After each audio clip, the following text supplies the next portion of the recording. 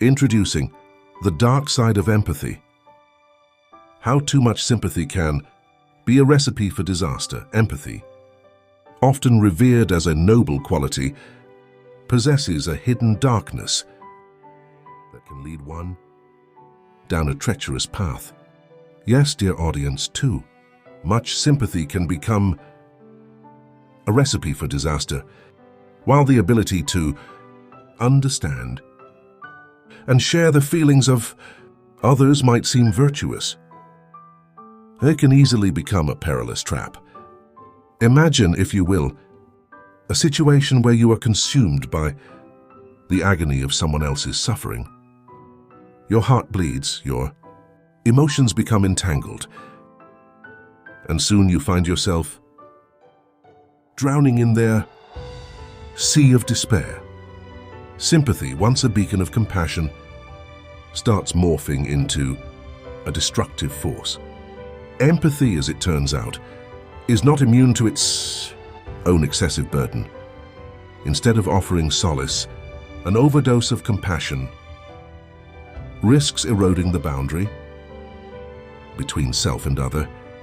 It may seem counterintuitive, but becoming too absorbed in the suffering of others can blur our ability to respond effectively. The path to destruction thus ensues. In a world teeming with anguish, it is important to recognize that empathy has its limits. The danger lies in losing oneself completely within the emotional turmoil of others.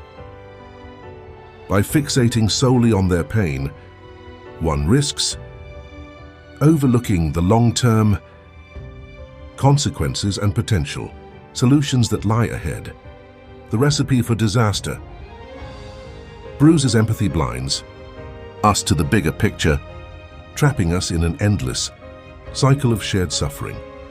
But fret not, dear audience, for balance is the key to preventing the catastrophe.